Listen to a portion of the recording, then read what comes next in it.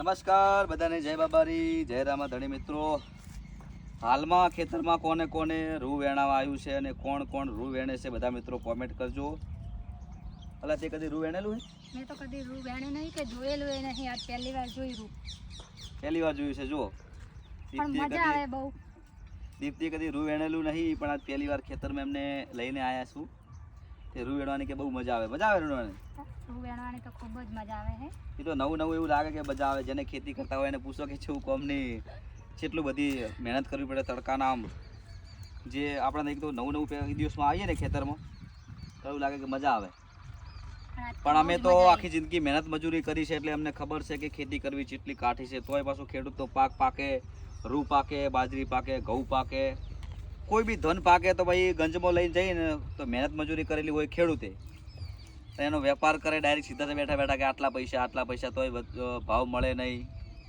તો જિંદગીની અંદર તો ખેડૂતને તો જીવન બહુ કાઠું હોય છે, કારણ કે ગમે એટલી મહેનત કરો, ગમે તે વાવો, અને કમ્પ્લીટ સિઝન લેવાનો સમય આવે એટલે સિઝન લેવાની સિઝન પર વરસાદ આવતો જ હોય છે. આ વખતે વરસાદની અંદર મગફળી લાખો કરોડો રૂપિયાની ખેડૂતોની મગફળી બગાડી. 4 મહિના પહેલાં પણ મગફળી પાચી હતી, એ પણ ખેડૂતોને બહુ નુકસાન આવ્યું. તો ખેડૂતનું જીવન તો બહુ કાઠું હોય છે. તો ભગવાન માતાજીને એટલી પ્રાર્થના કે ખેડૂતોની ઉપર થોડી દયા કરે. જ્યારે હું જોઉં છું 3, 4, 5 વર્ષથી જ્યારે સિઝન પાકે, જ્યારે વસ્તુ લેવાનું ત્યારે વરસાદ આવીને બહુ બગાડ કરતો હોય છે. એમની 4, 5 મહિનાની મહેનત ઉપર પાણી ફરી જાય છે. તમારું શું કેવું થાય છે મિત્રો કોમેન્ટ કરજો, કારણ કે ખેડૂતના દીકરાને તો વેદના બધી ખબર જ હોય છે. તમે પણ મજૂરી કરતા હોય, ખેતી કરતા હોય, બધા ખેતી જ કરતા હોય, ખેડૂતનો દીકરો ખેતી જ કરે.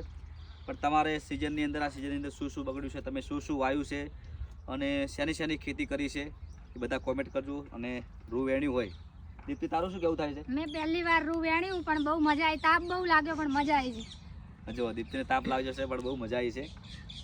અને બધાને એક ખાસ વિનંતી કે પરિવાર સાથે સુખ શાંતિ રહો, પ્રેમથી રહો, ભાઈઓ ભેળા રહો, ફેમિલી સાથે સુખ શાંતિ રહો, કારણ કે જીવનનું કોઈ નક્કી નથી.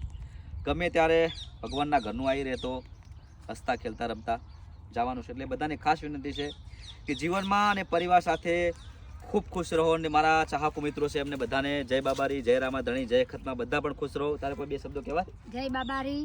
રૂ વેણવાની ખૂબ જ મજા આવી છે. તમે બધા ખુશ પણ રહો. રૂ વેણજો અને ખુશ રહો. જય બાબારી.